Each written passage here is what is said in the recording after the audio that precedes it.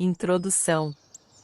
O Tao Te Ching é um texto profundo e ao mesmo tempo simples porque apresenta por meio da linguagem aquilo que se experimenta na sua ausência. A profundidade é o próprio caminho do mistério, a experiência do sagrado que corresponde à vivência espiritual. A simplicidade, um dos 3 tesouros dos ensinamentos de Lao Tse, conduz à naturalidade que orienta o indivíduo no macrocosmo. Portanto, a leitura do Tao Te Ching implica um desafio: esvaziar-se e ser natural como a água que flui no vale. O desvendamento do texto deve fluir gradualmente, levando à contemplação de suas palavras. Se estas não parecem suficientemente claras, isso se deve ao fato de a sociedade contemporânea, na qual prolifera o pensamento, dificultar a ampliação da consciência. Nesse contexto, a contemplação já é por si um ato transgressor. Esta tradução do Tao Te Ching, diretamente do chinês para o português, resgata a tradição taoísta e oferece a decifração necessária de conceitos fundamentais, respeitando a estrutura original do texto em chinês clássico em detrimento de frases mais convencionais em língua portuguesa. Desse modo, o leitor pode estabelecer nexos, coordenar e reconstituir relações entre os conceitos, traduzindo-os em experiências e proporcionando à leitura a suave alegria da vivência de um ensinamento, reverenciado como escritura sagrada pelos mistérios que revela, o ensinamento contido neste livro corresponde a uma tradição que integra filosofia, ciência e religião à experiência. O termo taoísta é formado por 2 ideogramas chineses, Tao que significa caminho, exprimindo a ideia de origem de todas as coisas, e Diao que significa ensinamento. Portanto, taoísmo corresponde à tradição que vem do passado, que revela a origem. Por isso, o caminho da imortalidade, objetivo dos taoístas, é denominado via do retorno, indicando a volta ao princípio. Nesse caminho, a virtude se efetiva através da mediação de consciência e da compreensão dinâmica do universo para resgatar a ordem natural da vida. A escola taoísta tem como base o estudo de 3 obras, simbolizadas na imagem de uma árvore. A raiz é o I Ching, o livro das mutações, o tronco é o Tao Te Ching, livro do caminho e da virtude, e a flor é o Nanhua Ching, o livro da flor do sul. O Tao Te Ching é a estrutura central do taoísmo. Lao Tse revela um ensinamento que abrange o tempo infinito. Lao Tse corresponde à transmissão e conservação da tradição taoísta na imagem do mestre, manifestação do absoluto. Segundo o cânon taoísta, Lao Tse nasceu na província de Nanhui, na cidade de Gogo Yang, no 25º dia da segunda lua do ano Quinzhen Dera Utin, no período entre de 1324 a 1408 a.C. As circunstâncias do seu nascimento foram extraordinárias. De acordo com a tradição, sua gestação demorou 81 anos. Lao Tse foi concebido quando sua mãe engoliu uma pérola de luz, transformação da transparência sublime em sopro, através da essência do sol. Seu pai era um famoso alquimista da dinastia San, que ascensionou com mais de 100 anos, envolvido pelos dragões celestiais. Sua mãe era considerada a encarnação do sopro Yin do céu anterior, sendo ao mesmo tempo sua mestra. Lao Tse nasceu do lado esquerdo das costelas da Sagrada Mãe, no jardim da família sob uma árvore de nome Li, a meixeira, com cabelos brancos e orelhas grandes. Por isso, recebeu o nome de Lao Tse, filho velho, e Lier, orelha grande da meixeira. Lao Tse tem também sentido de senhor do fim e do princípio, já que velho representa o fim enquanto filho representa o início. Sua juventude foi vivida no condado de Cao, localizado entre Longsan, Monte Dragão, e Gogu Sui, Rio Gogu. Quando o imperador tirano Zhou assumiu o poder, Lao Tse mudou-se para a região sul do Xishan, no território do rei Wen, fundador da dinastia Zhou. Foi convidado pelo rei Wen para ser responsável pela biblioteca real. Mais tarde, foi nomeado para o cargo de historiador real, permanecendo como tal até o 19º dia da quinta lua do 25º ano da era do rei Zhao, quando solicitou dispensa e retornou à sua terra natal, acompanhado do escudeiro Xu Jia. No mesmo ano, Lao Tse iniciou sua grande viagem para o ocidente, com o intuito de chegar aos reinos da atual Índia, Afeganistão e Itália. Durante a viagem, permaneceu algum tempo na fronteira de Yu Men e aceitou o oficial-chefe da fronteira como discípulo. Ditou-lhe vários escritos, entre eles o Tao Te Ching. Muitos anos depois, teve sua ascensão no deserto de Gobi, durante a qual emanou raios de luz em 5 cores, transformando-se em corpo de luz dourada e desaparecendo no céu. Após sua ascensão, Lao Tse habitou o Taiveigon, palácio da sublime sutileza, do céu anterior, e dividiu seu corpo para retornar novamente à terra, encarnado como filho único do Sr. Li Poyang da província Shu. Na sua nova jornada veio acompanhado do dragão azul do imperador celestial Tin Hua, transformado em carneiro azul. Depois de uma longa peregrinação, seu discípulo Yi Shi, o oficial da fronteira, foi atraído por um carneiro de pelo azul dourado. Yi Shi encontrou, na aldeia da família Li, a nova encarnação de Lao Tse. Diante de seu discípulo, a criança Lao Tse, de 3 anos de idade, revelou sua verdadeira imagem.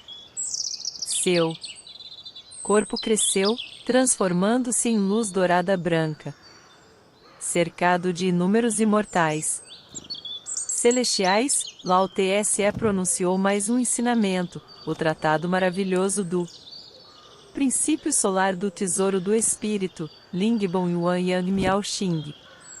Após concluir seu ensinamento, os 200 membros da família Li ascensionaram seguidos por Lao Tse e Yi Shi. Isso aconteceu no dia 28 de abril de 1118 a.C. Depois do segundo nascimento e ascensão, Lao Tse ainda retornou inúmeras vezes para transmitir os ensinamentos e para ordenar as novas tradições. Por isso, é chamado pelos taoístas como sublime patriarca do caminho. Lao Tse propõe a apreensão do mistério, suas palavras superam a própria forma, o próprio texto.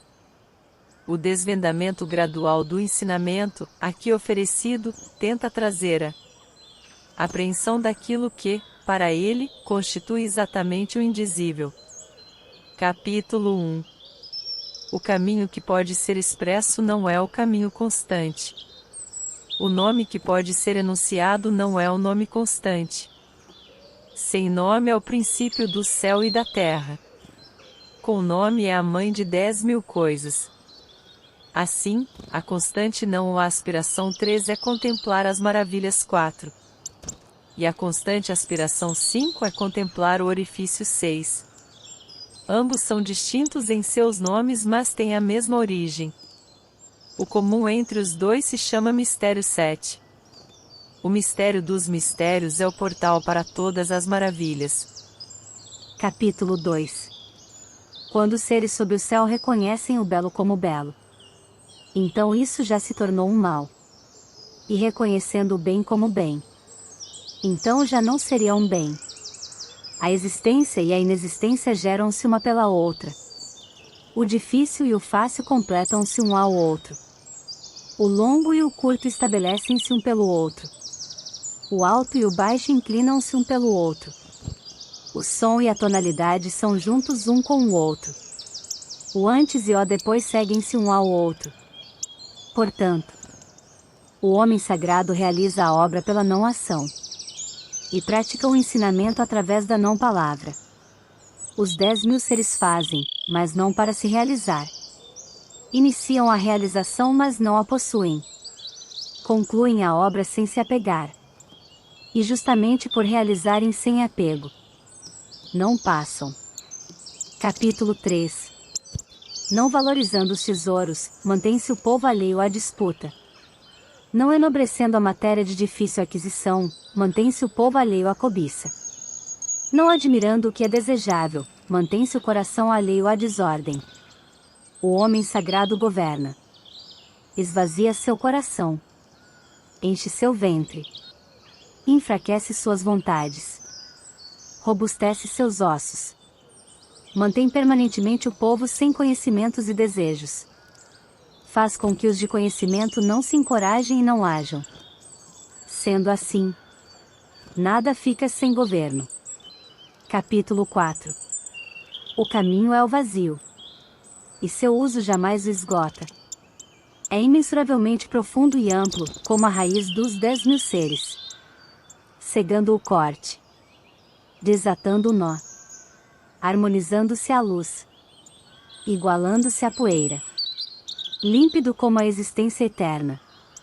Não sei de quem sou filho. Venho de antes do Rei Celeste. Capítulo 5. O céu e a terra não são bondosos. Tratam os 10.000 seres como cães de palha. O homem sagrado não é bondoso. Trata os homens como cães de palha. O espaço entre o céu e a terra assemelha-se a um fole. É um vazio que não distorce. Seu movimento é a contínua criação. O excesso de conhecimento conduz ao esgotamento. E não é melhor do que manter-se no centro. Capítulo 6. O espírito do vale nunca morre. Isso se chama orifício misterioso. A porta do orifício misterioso é a raiz do céu e da terra. Seja suave e constante. Usufruindo sem se apressar. Capítulo 7. O céu é constante, a terra é duradoura. O que permite a constância e a duração do céu e da terra é o não criar para si. Por isso são constantes e duradouros. Assim, o homem sagrado deixa seu corpo para trás e o corpo 20 avança. Além do corpo, o corpo permanece. Através do não-corpo, conclui o corpo. Capítulo 8. A bondade sublime é como a água. A água, na sua bondade, beneficia os 10.000 seres sem preferência. Permanece nos lugares desprezados pelos outros. Por isso assemelhar-se ao caminho. Viva com bondade na terra. Pense com bondade, como um lago. Conviva com bondade, como irmãos. Fale com a bondade de quem tem palavra. Governe com a bondade de quem tem ordem. Realize com a bondade de quem é capaz.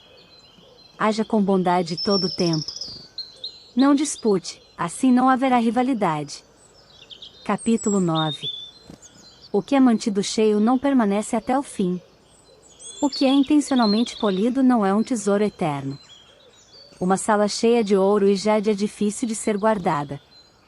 Riqueza e nobreza somadas à arrogância trazem para si a própria culpa. Concluir o nome, terminar a obra, retirar o corpo. Este é o caminho do céu. Capítulo 10. Quem conduz a realização do corpo por abraçar a unidade pode tornar-se indivisível. Quem expira com pureza por alcançar a suavidade pode tornar-se criança. Quem purifica através do conhecimento do mistério pode tornar-se imaculado. Ame o povo e governe o reino através do não conhecimento. Ilumine e clareie os 4 cantos através da não ação. Abra e feche a porta do céu através da ação feminina. O que gera e cria. Gera mas sem se apossar. Age sem querer para si. Cultiva, mas sem dominar. Chama-se misteriosa virtude. Capítulo 11. 30 raios convergem ao vazio do centro da roda. Através dessa não existência, existe a utilidade do veículo. A argila é trabalhada na forma de vasos. Através da não existência, existe a utilidade do objeto. Portas e janelas são abertas na construção da casa. Através da não existência, existe a utilidade da casa. Assim, da existência vem o valor, e da não existência, a utilidade. Capítulo 12. As 5 cores tornam os olhos do homem cegos. As 5 notas tornam os ouvidos do homem surdos. Os 5 sabores tornam a boca do homem insensível. 24. Carreiras de caça no campo tornam o coração do homem enlouquecido. Os bens de difícil obtenção tornam a caminhada do homem prejudicada. Por isso, o homem sagrado se realiza pelo ventre e não pelo olho. Assim, afasta este e escolhe aquele. Capítulo 13. O prestígio e a humilhação geram susto. A nobreza e a grande preocupação situam-se no corpo. O que são prestígio e humilhação? Prestígio é inferior. Ao obtê-lo ficamos assustados. Ao perdê-lo ficamos assustados. Isto é o que quer dizer o prestígio e a humilhação geram susto. O que quer dizer a nobreza e a grande preocupação situam-se no corpo?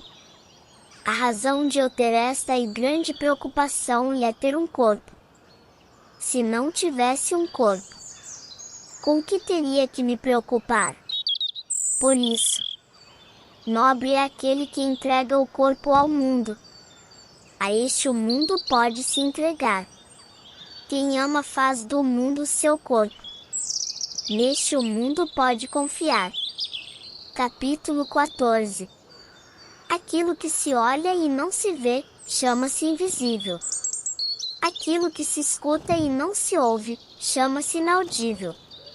Aquilo que se abraça e não se possui, chama-se impalpável. Estes 3 não podem ser revelados. Por isso se fundem e se tornam um. Enquanto o superior não é luminoso. Enquanto o inferior não é vago. O constante que não pode ser nomeado. É o retorno à não existência. É a expressão da não expressão. É a imagem da não existência. A isso se chama indeterminado. Encarando-o, não se vê sua face. Seguindo-o, não se vê suas costas. Quem mantém o caminho ancestral poderá governar a existência presente. Quem conhece o princípio ancestral encontrará a ordem do caminho. Capítulo 15. Os bons realizadores da antiguidade eram sutis, maravilhosos, misteriosos e despertados. Eram profundos e não podiam ser compreendidos. E justamente por não poderem ser compreendidos, é preciso esforçar-se para ilustrá-los. Receosos como quem atravessa um rio no inverno. Cautelosos como quem teme seus vizinhos. Reservados como o hóspede. Solúveis como o gelo fundente. Genuínos como a madeira bruta. Vazios como os vales. Entorpecidos como as águas turvas. O turvo, através da quietude, torna-se gradualmente límpido. O quieto, através do movimento, torna-se gradualmente criativo. Aquele que resguarda este caminho não tem desejo de se enaltecer. E justamente por não se enaltecer, mesmo envelhecido, pode voltar a criar. Capítulo 16. Alcançando o extremo vazio e permanecendo na quietude da extrema quietude. Os 10.000 seres se manifestam simultaneamente. E, através disso, contemplamos o seu retorno. Apesar da diversidade dos seres, Cada um deles pode retornar à sua raiz. O regresso à raiz se chama quietude. Quietude se chama retornar a viver. Retornar a viver se chama constância. Conhecer a constância se chama iluminação. Desconhecer a constância é a impropriedade que provoca o infortúnio.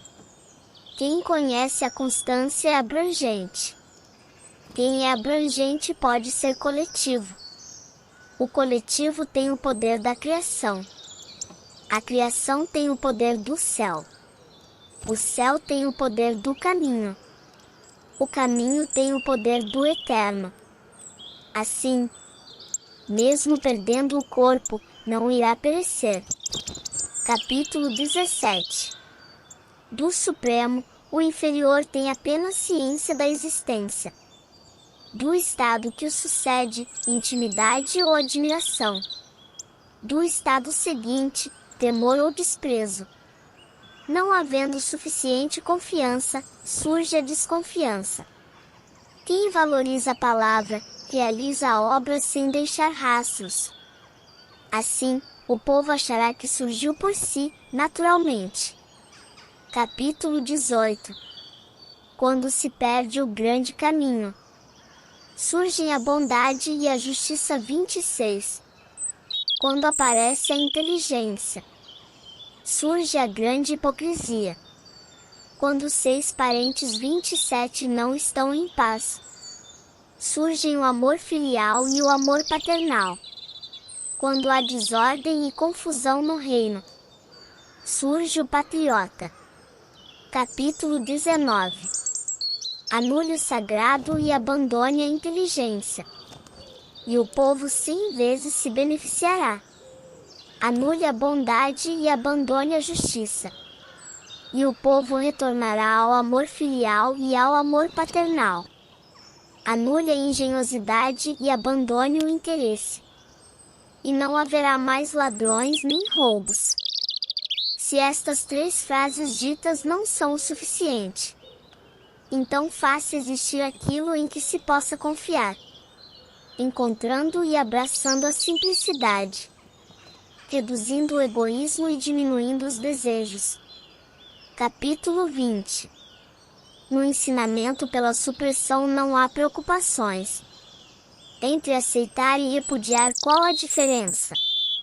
Entre apreciar e desprezar, qual a distância? O que os homens temem, poderiam não temer.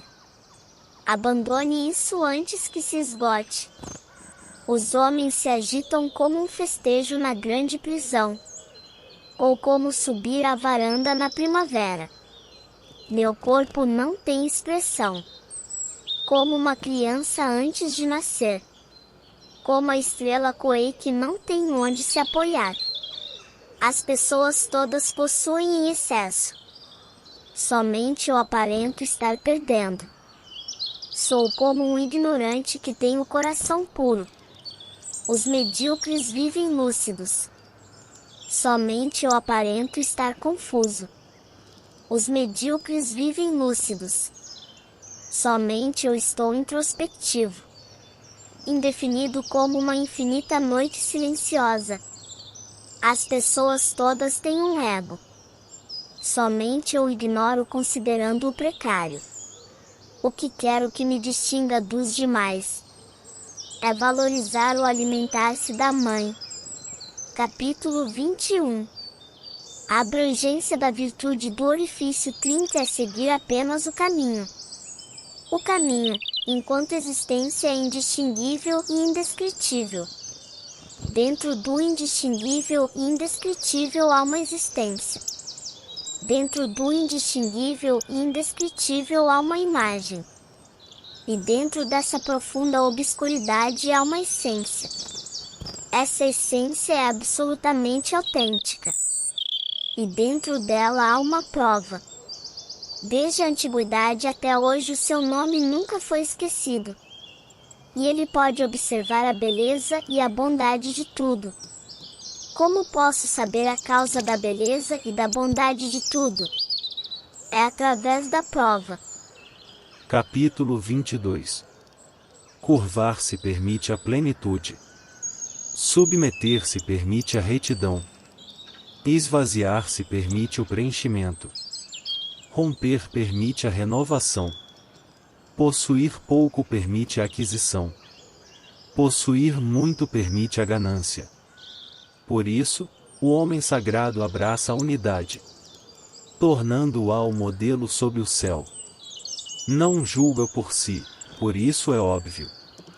Não vê por si, por isso é resplandecente.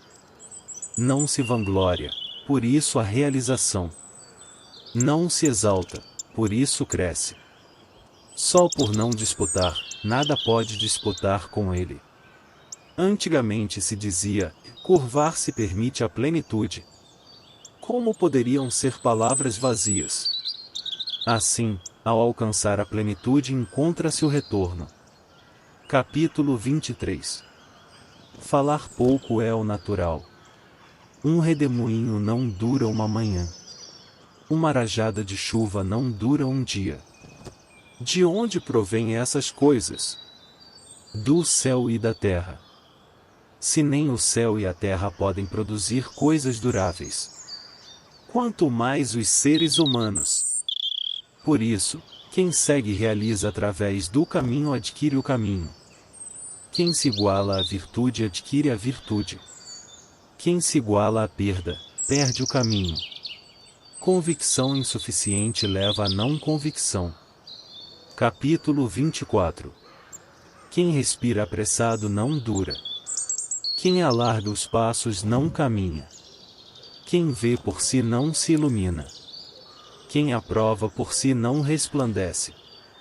Quem se auto-enriquece não cria obra. Quem se exalta não cresce. Esses, para o caminho, são como os restos de alimento de uma oferenda. Coisas desprezadas por todos. Por isso, quem possui o caminho não atua desse modo. Capítulo 25. Há algo completamente entorpecido, anterior à criação do céu e da terra, quieto e ermo, independente e inalterável. Move-se em círculo e não se exaure. Pode-se considerá-lo a mãe sob o céu. Eu não conheço seu nome. Chamo-o de caminho. Esforçando-me por denominá-lo, chamo-o de grande. Grande significa ir.